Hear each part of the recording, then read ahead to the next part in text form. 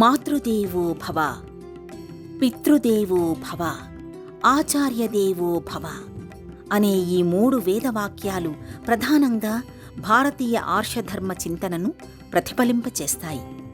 వ్యక్తుల సమగ్ర వికాసాన్ని ప్రభావితం చేస్తాయి. వ్యక్తులకు విద్యా వివేకాల్ని అందించే పరమ భాగవతోత్తముడు గురువు. అజ్ఞానపు చీకట్లను పారద్రోలి జ్ఞానమనే వెలుగుజాడల వైపు గురువు నడిపిస్తాడు. దైవ సాన్నిధ్యపు సంగతుల్ని, దైవాన్ని ఎలా సమీపించాలో, అందుకు ఎలాంటి పద్ధతుల్ని అవలంబించాలో శిష్యుడికి గురువు మార్గనిర్దేశనం చేస్తాడు.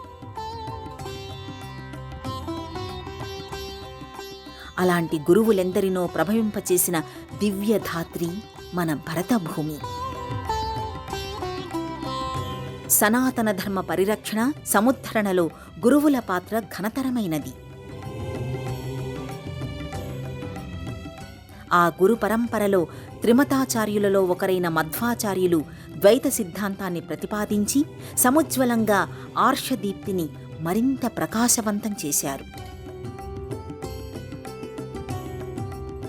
ఉపనిషత్తులకు, భగవద్గీతకు, బ్రహ్మసూత్రాలకు భాష్యాలు రచించి ద్వైతమతాన్ని స్థాపించి స్థిరీకరించిన గురువర్యుడు మధ్వాచార్యుడు. మధ్వ మతస్థులకు హనుమంతుడు, భీముడు పరమ పూజనీయులు. మధ్వాచార్యుడు వాయుదేవుని అవతారంగా భావిస్తారు. జీవుడు వేరు, బ్రహ్మ వేరు అనే ద్వైత సిద్ధాంతాన్ని ఆయన ప్రకటించారు.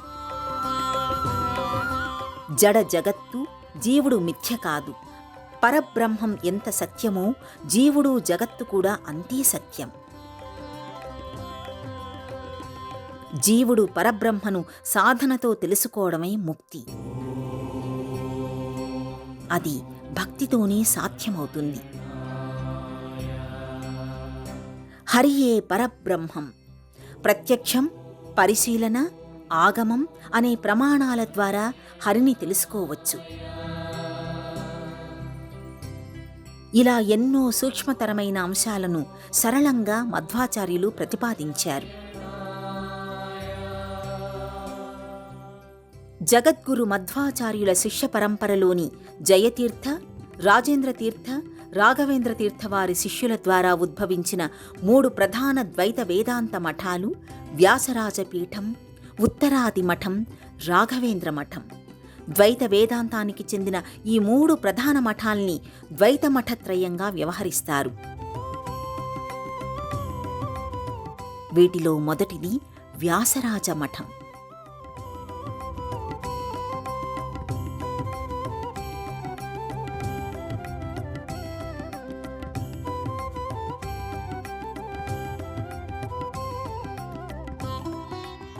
తుళునాడు ప్రాంతం వెలుపల ఉన్న మఠాలలో ఉత్తరాది మఠం తరువాత వ్యాసరాజపీఠమే పెద్దది.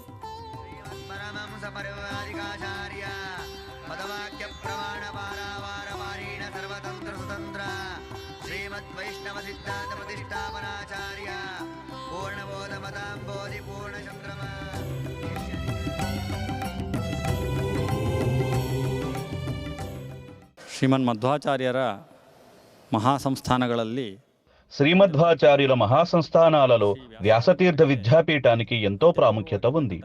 ఈ విశిష్ట మఠానికి పీఠాధిపతులుగా ఉన్నటువంటి పరమపూజ్య శ్రీ శ్రీ శ్రీ విద్యాశేష శ్రీపాదుల వారు వేదాలు, వేదాంతాలు, శాస్త్రాలు తదితర రక్షణ కోసం మైసూరులో కృష్ణమూర్తిపురంలో వ్యాసరాజతీర్థుల వారు ఈ మఠాన్ని స్థాపించారు. ఇక్కడ ఎంతో మంది విద్యార్థులు ఋగ్వేదం, యజుర్వేదం, న్యాయశాస్త్రం, మీమాంస, వ్యాకరణం, వేదాంతం మొదలైన శాస్త్రాలను, అనేక ప్రాచీన విద్యలను నేర్చుకుంటున్నారు. వాటితో పాటు ఇంగ్లీష్, మ్యాథ్స్, కంప్యూటర్లలో శిక్షణ కూడా పొందుతున్నారు. సంస్కృతం కూడా నేర్చుకుంటున్నారు. దేశంలోని నిష్ణాతులైన పండితులు ఇక్కడి విద్యార్థులను పరీక్షిస్తారు. ఇక్కడ ఉదయం, మధ్యాహ్నం, సాయంత్రం 3 వేళల సంధ్యావందనం, ఉదయం, సాయంత్రం అగ్ని కార్యాలు, ధార్మిక ఆచరణలు నిర్వర్తిస్తారు. భావి భారత పౌరులు విలువలతో కూడిన జీవన శైలిని అలవర్చుకోవడానికి ఈ విద్యాపీఠం విశిష్ట సోపానం.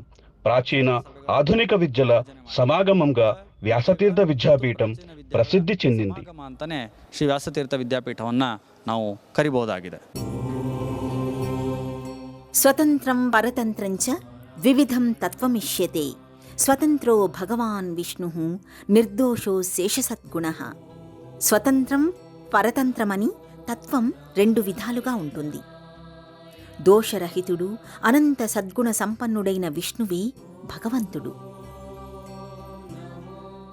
ఈ సృష్టి స్వతంత్రం పరతంత్రమని రెండు విధాలుగా ఉంటుందని చెప్పడం వల్ల ఇది ద్వైతమతమయ్యింది. పరబ్రహ్మం ఎంత సత్యమో జీవుడు జగత్తు అంతే సత్యమని మధ్వాచార్యులు ప్రబోధించారు. జీవుడు పరబ్రహ్మను సాధనతో తెలుసుకోవాలి. అది భక్తితోనే సుసాధ్యమవుతుంది అని మధ్వ సంప్రదాయం సూచించింది.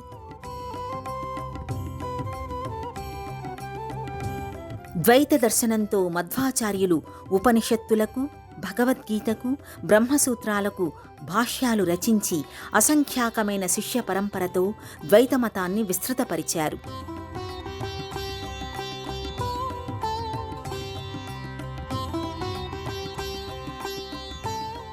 కర్ణాటక రాష్ట్రం ఉడిపి దగ్గరున్న పాజక గ్రామంలో 1238వ సంవత్సరంలో విజయదశమి నాడు మధ్యగేహ భట్టు, వేదవతి దంపతులకు ఆయన జన్మించారు.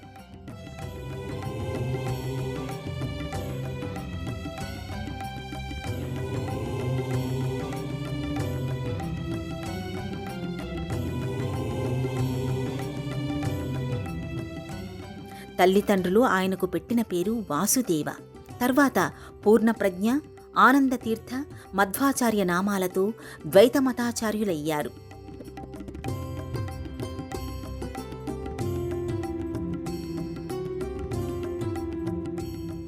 వాసుదేవ తన 11వ ఏటనే అచ్యుత ప్రజ్ఞ వద్ద సన్యాస దీక్ష స్వీకరించారు. శాస్త్రచర్చలో తర్క పండితుల్ని ఓడించి ఆనందతీర్థ బిరుదాన్ని పొందారు. అనేక భాష్యాలు, స్తోత్రాలు, ప్రస్థానత్రయ భాష్య రచనల్లో ద్వైతాన్ని ప్రకటిస్తూ 37 గ్రంథాలను రచించారు. భక్తి యోగాన్ని, హరిభక్తిని, నిరహంకారతను, నిర్మమత్వాన్ని లోకానికి చాటి చెప్పడం ద్వారా మధ్వాచార్యుల వారు ప్రామాణికమైన మార్గంగా ద్వైతాన్ని ప్రతిపాదించారు. జ్ఞానమంటే తెలియచేసేది, జ్ఞేయమంటే తెలుసుకోదగింది, జ్ఞాతమంటే తెలిసినవాడు. ఈ మూడు భిన్నమైనవి, ఎప్పటికీ ఒకటి కాజాలవు. జ్ఞేయం పరబ్రహ్మం, జ్ఞాత జీవాత్మ, జ్ఞానం భక్తి. ఈ త్రిపుటి సంచారమే పూర్ణప్రజ్ఞ దర్శనం. నాహంకర్త హరికర్త, నేను కర్తను కాను, హరి మాత్రమే కర్త అనే జ్ఞానమే ముక్తి. తాను నిమిత్త మాత్రుడను అనే అవగాహనతో, సర్వసమర్పణాభావంతో జీవుడు తాను చేసే కర్మలన్నీ భగవదర్పితాలు చేస్తే అవి నిష్కామ కర్మలవుతాయని ద్వైత సంప్రదాయం అభివర్ణిస్తుంది.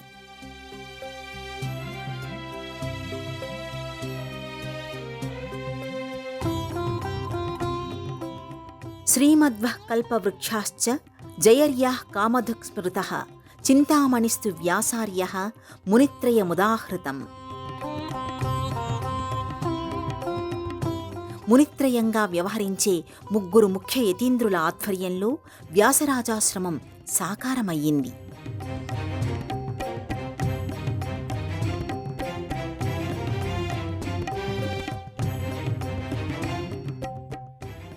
కర్ణాటక రాష్ట్రం మైసూరు జిల్లాలోని సత్యపూర్ తాలూకాలోని సోసలే గ్రామంలో వ్యాసరాజపీఠం ముందుగా నెలకొల్పారు. ఆ తరువాత దేశవ్యాప్తంగా పలు ప్రదేశాలలో ఈ మఠం శాఖలు విస్తరించాయి.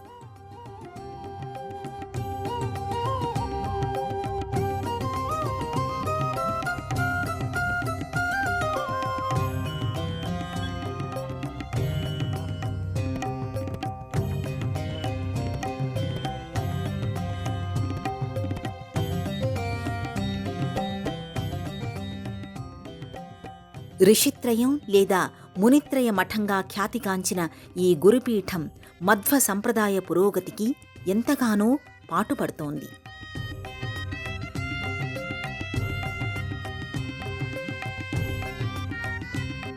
హంసనామక భగవంతుని నుండి వచ్చిన ప్రధాన ద్వైత మఠాలలో ఈ మఠం ప్రత్యేకమైనది.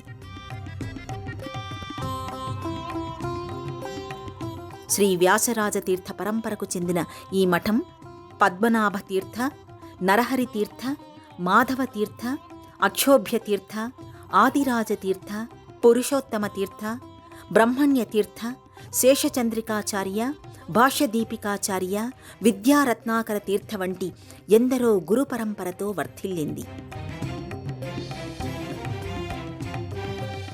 ఈ మఠ గురువులకు సంబంధించిన బృందావనాలు నేటికి సోసలే పీఠంలో గోచరమవుతాయి.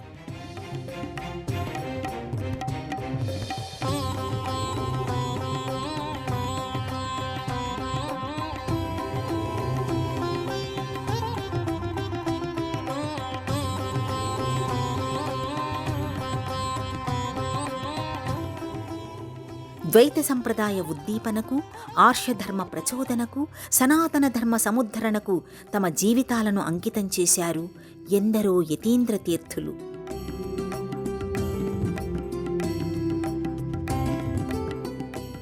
వ్యాసరాజపీఠం అనే పేరు వ్యాసతీర్థుల వారి పేరిట ఏర్పడింది.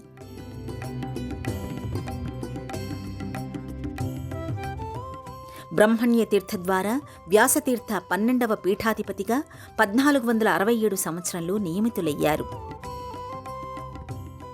మైసూర్ సమీపంలోని బన్నూరులో బల్లన్న సుమతి, అక్కమ్మ దంపతులకు యతిరాజుగా జన్మించాడు.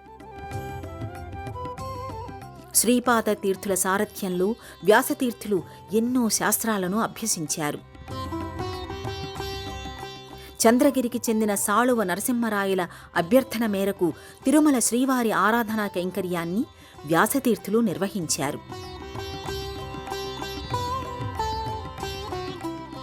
వీర నరసింహరాయలు, కృష్ణదేవరాయలు, అచ్యుతరాయలకు ఆస్థాన ఆచార్యులుగా కొనసాగారు. విజయనగర సామ్రాజ్యంలో వ్యాసతీర్థులు 732 హనుమంతుడి విగ్రహాలను స్థాపించి ద్వాత్రింశతి సప్తశతక హనుమ స్థాపకాచార్య అనే పేరు గడించారు.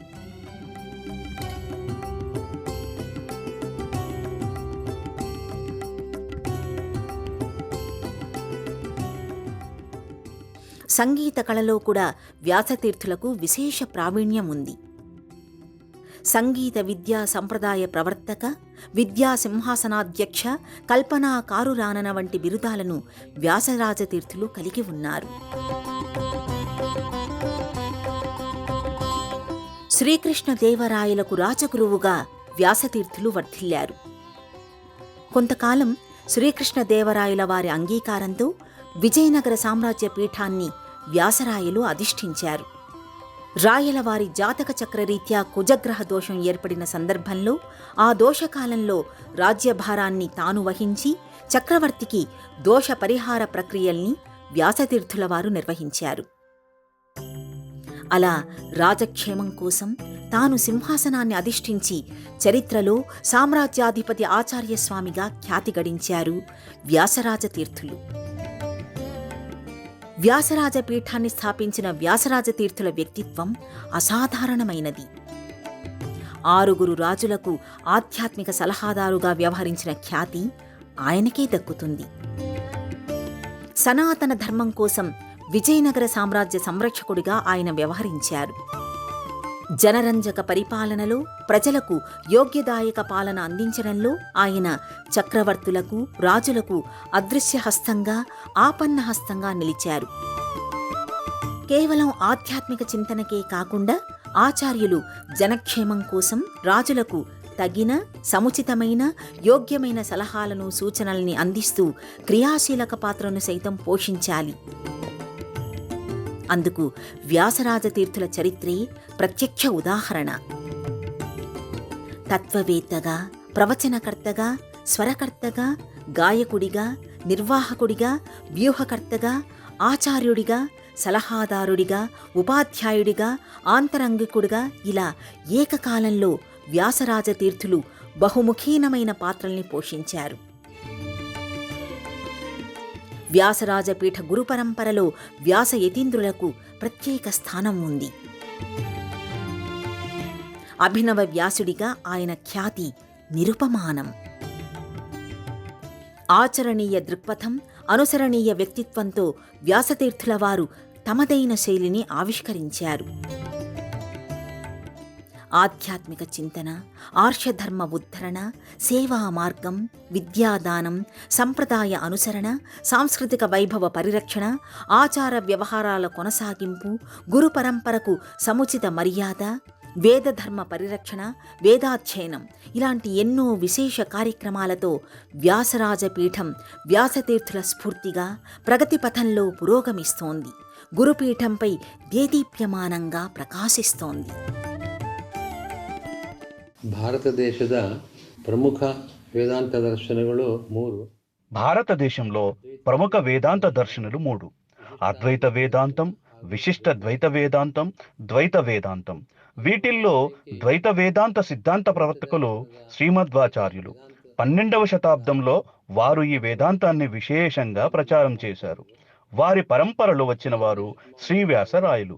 వారు చేసిన విశేష కృషి వలన ఈ పీఠం వారి పేరుతోనే వ్యాసరాయ పీఠంగా ప్రసిద్ధి చెందింది. వ్యాసరాయలు సుమారు 92 సంవత్సరాల కాలం జీవించారు. 7 ఏళ్ల వయసులోనే సన్యాసం స్వీకరించారు. తన జీవిత పర్యంతం మహాకార్యాలు చేశారు.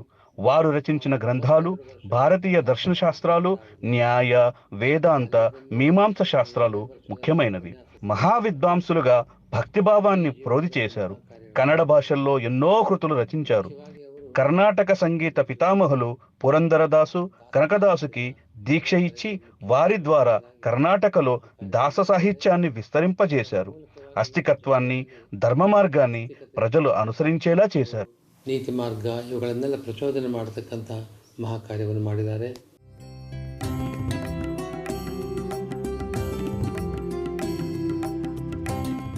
సోసలే వ్యాసరాజ మఠం 41వ పీఠాధిపతి శ్రీ విద్యాశ్రీసతీర్థ శ్రీపాదులు. పూర్వాశ్రమంలో వీరి పేరు ప్రొఫెసర్ డి ప్రహ్లాదాచార్. 1940 సంవత్సరంలో కర్ణాటకలోని బళ్ళారిలో ఆయన జన్మించారు. బంఢార్కరికి చెందిన శ్రీ విద్యామన్య తీర్థ స్వామీజీ, ఉడిపి పెషావర్ మఠానికి చెందిన శ్రీ విశ్వేశ్వర తీర్థ స్వామీజీ ఆయనకు ప్రత్యక్ష గురువులు. న్యాయ, సాహిత్య, వేదాంత శాస్త్రాలలో విద్యాశ్రీసస్వామి పేరెన్నికగన్నారు.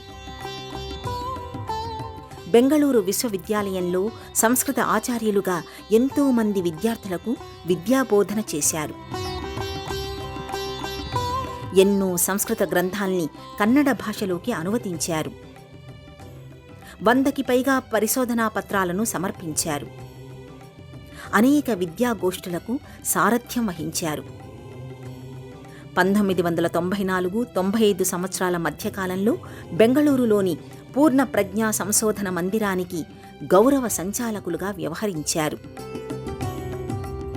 ముఖ్యంగా తిరుపతిలోని రాష్ట్రీయ సంస్కృత విద్యాపీఠానికి వైస్ ఛాన్సలర్గా పూర్వాశ్రమంలో విద్యాశ్రీసతీర్థులు వ్యవహరించి ఆ సంస్థకు మరింత వన్నె తెచ్చారు. పండితరత్న, పండిత కులభూషణ వంటి బిరుదాలను పొందారు. ఆయన వైస్ ఛాన్సలర్గా ఉన్న కాలంలో సంస్కృత విద్యాపీఠం సెంటర్ ఫర్ ఎక్సలెన్స్గా గుర్తింపు పొందింది.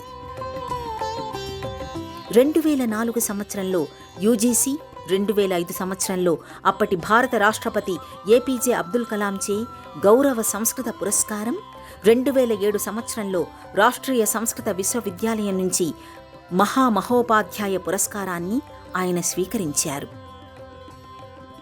తత్ర దీపిక, జయతీర్థుల తత్వసుఖ్యానం, శ్రీమధ్వ న్యాయసుధ, మహాభారత తాత్పర్య నిర్ణయ వంటి విమర్శనాత్మక గ్రంథాలను ఆయన రచించారు.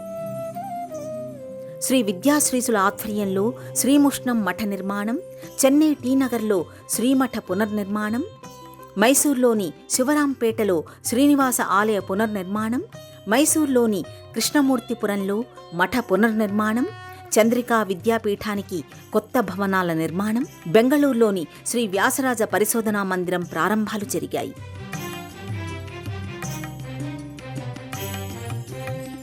వ్యాసరాజ పీఠ అభ్యున్నతికి, పీఠం ద్వారా సామాజిక సేవ, ఆర్షధర్మ ఉద్దీపనకు శ్రీ విద్యాశ్రీస స్వామి ఆధ్వర్యంలో విస్తృతమైన కృషి కొనసాగుతోంది.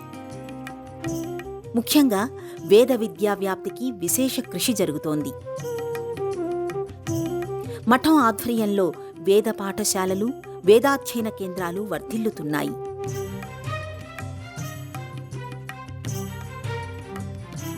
ఇక్కడ ఎంతో మంది విద్యార్థులు వేదాల్ని అభ్యసిస్తున్నారు.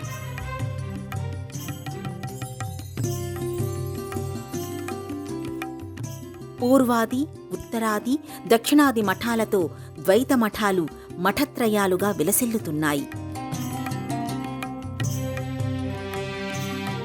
పూర్వాది మఠమే వ్యాసరాజపీఠమై అలరారుతోంది.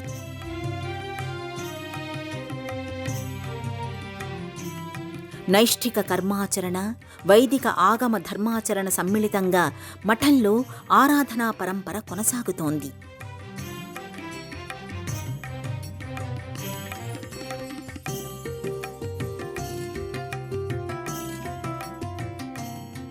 కర్ణాటక రాష్ట్రం సోసలే గ్రామంలో ఆరంభమైన మఠం బన్నూరులో బలీయమై, మైసూరులో మధ్వ సంప్రదాయాన్ని మరింత దృఢపరిచి ప్రస్తుతం దేశవ్యాప్తంగా, ముఖ్యంగా దక్షిణ భారతమంతా పరివ్యాప్తమయ్యింది.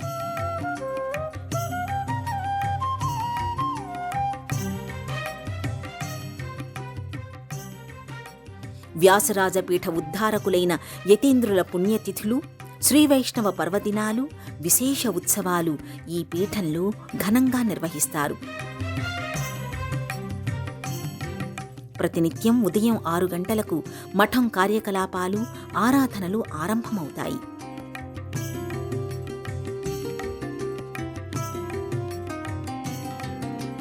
సాయంత్రం 7 గంటల వరకు భక్తుల దర్శనానికి అనుమతి ఉంటుంది.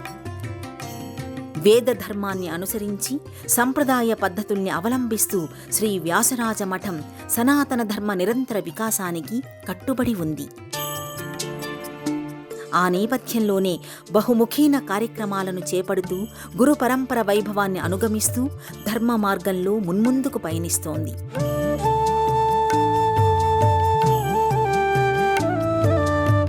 శ్రీ వ్యాసరాజ పీఠం ధార్మిక చింతనాపథంలో సర్వోత్కృష్టమైన సరళిలో హిందూ ధర్మాన్ని పరిరక్షిస్తోంది.